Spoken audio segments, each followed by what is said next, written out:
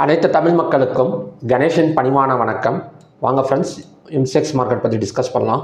So yesterday US share வந்து ஒரு crash அப்படிங்கிற மாதிரி சொல்லலாம். கிட்டத்தட்ட $91 நமக்கு வந்து $87 பக்கம் ஈவினிங் டைமில் வந்து கிராஷ் ஆகிருக்கு. ஸோ இந்த கிராஷுக்கு மெயின் ரீசன் என்ன அப்படின்னா, இப்போ யூஎஸ் ஈரானோட சீஸ்ஃபயர் வந்து 60 நாளைக்கு வந்து ஒத்தி வைக்கணும், அதாவது போர் நிறுத்தம் வந்து நீட்டிக்கிறதுக்கு, அதாவது எக்ஸ்டெண்ட் பண்ணுறதுக்கு வாய்ப்புகள் இருக்குது அப்படிங்கிற மாதிரி சொல்லிட்டு இருக்காங்க. அது வந்து ட்ரம்ப் மட்டும் அனௌன்ஸ் பண்ணுறதுக்காக வெயிட்டிங்.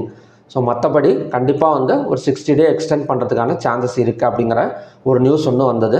ஸோ அதை பேஸ் பண்ணி பார்த்திங்க அப்படின்னா ஈவினிங் டைம்லலாம் ஒரு $91 ஒரு $87 வரைக்கும் ஒரு $4 பக்கம் நமக்கு வந்து கீழே இறங்கியிருக்கு அப்படிங்கிற மாதிரி சொல்லலாம்.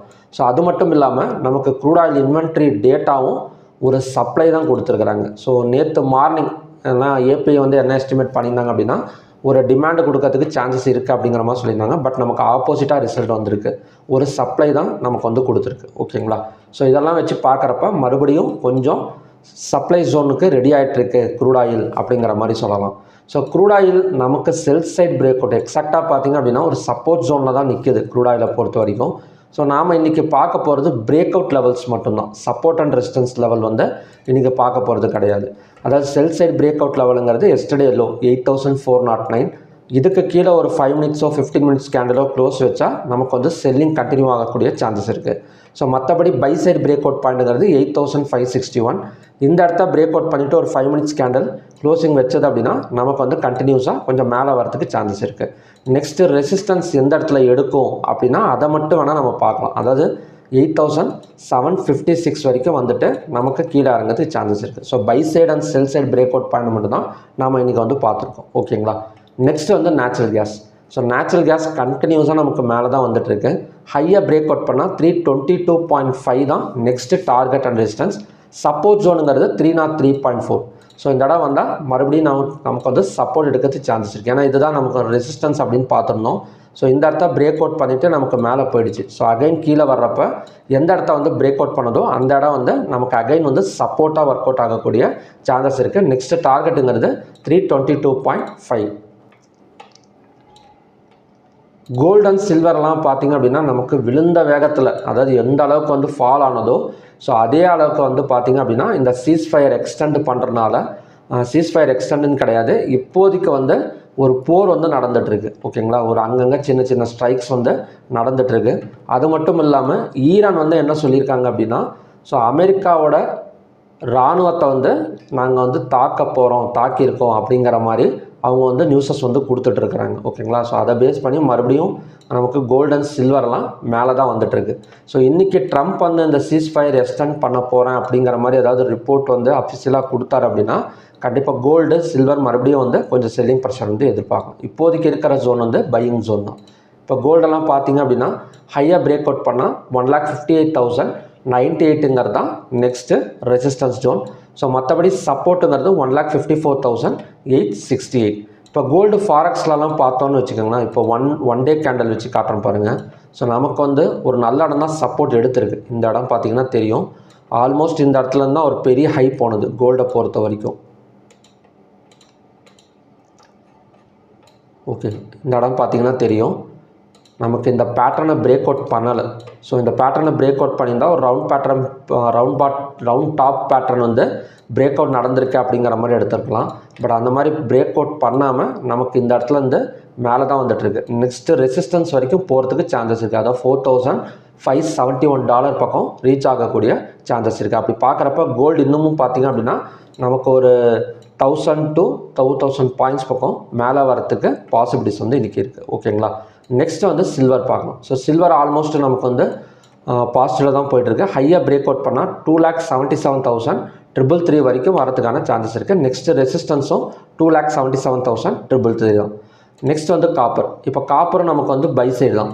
ஸோ ஹையாக பிரேக் அவுட் பண்ணால் 1369 தான் நமக்கான நெக்ஸ்ட்டு டார்கெட் அண்ட் ரெசிஸ்டன்ஸ். ஓகேங்களா? ஸோ இதுதான் பார்த்திங்கன்னா இன்றைக்கான கண்டிஷன்ஸ்.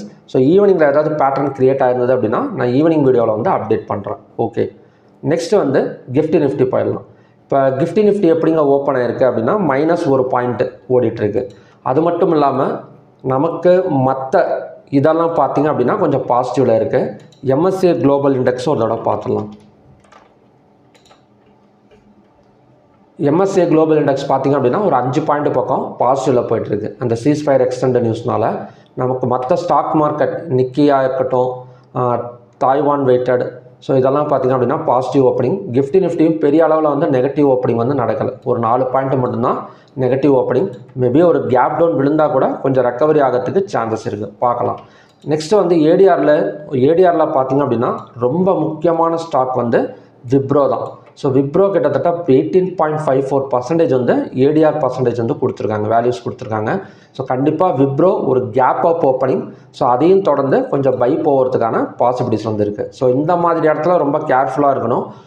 எப்படி வந்து நம்ம வந்து என்ன சொல்கிறது அப்படின்னா, ஒன்று கேப் ஃபில்லிங் ஏரியாவில் நாம் வந்து ட்ரேட் அட்டன் பண்ணணும். நல்லா புரிஞ்சுக்கங்க.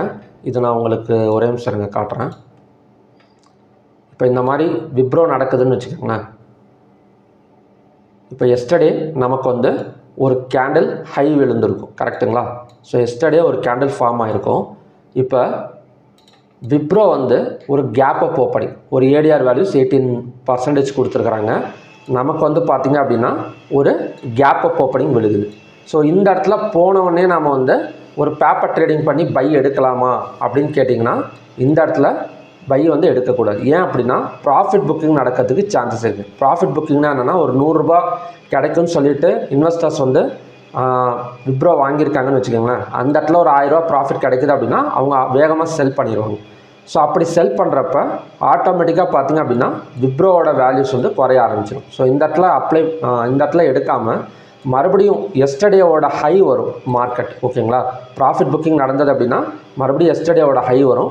ஸோ இந்த ஹையில் தான் நம்ம வந்து என்ட்ரி கொடுக்கணும். ஸோ இந்த மாதிரி என்ட்ரி கொடுத்தா தான் நமக்கு வந்து ஒரு சேஃப் என்ட்ரி வந்து கிடைக்கும். அதனால தான் எப்போவுமே ஒரு கேப் அப் ஆகிற ஸ்டாக்ஸை வந்து ரொம்ப கேர்ஃபுல்லாக ஹேண்டில் பண்ணணும். ஏன்னா ப்ராஃபிட் புக்கிங் நடந்தது அப்படின்னா தேவையில்லாமல் நம்ம லாஸ் கொடுக்குற மாதிரி இருக்கும். எஸ்டர்டேவோட ஹையை மார்க் பண்ணி வச்சுட்டு அந்த இடத்துக்கு வந்தால் ட்ரேட் அட்டன் பண்ணுங்கள், இல்லைனா வேணாம், அவாய்ட் பண்ணிடுங்க, ஓகேங்களா? ஒன்றும் கிடையாது, எத்தனையோ ஸ்டாக்ஸ் இருக்குது. ஸோ இந்த மாதிரி ஸ்டாக்ஸுக்கெல்லாம் ரொம்ப ஆசைப்பட்டு உள்ளார போய் என்ன சொல்கிறது அப்படின்னா தேவையில்லாமல் மாட்டிக்கக்கூடாது. நம்ம 18% இருக்குது, ஒரு கேப் அப்பில் ஓப்பன் ஆகிருக்கு, அப்போ அங்கேருந்து பார்த்திங்க அப்படின்னா இன்னொரு 10% ஏறும் அப்படின்னாலாம் எந்த ஒரு கேரண்டியுமே கிடையாது. ப்ராஃபிட் புக்கிங் நடந்தது அப்படின்னா 18% ஏறின வேகத்துலேயே 20% கூட இறங்கி, ஓகேங்களா? ஸோ அந்த இடத்துல கொஞ்சம் கேர்ஃபுல்லாக இருக்கணும். ஸோ ஓகே ஃப்ரெண்ட்ஸ், இதுதான் பார்த்தீங்கன்னா இன்றைக்கான கண்டிஷன்ஸ். மறுபடியுமே பார்த்திங்க அப்படின்னா இன்னும் நல்ல ப்ரிடிக்ஷன் வீடியோட நான் வந்து உங்களை மீட் பண்ணுறேன். Thank you very much.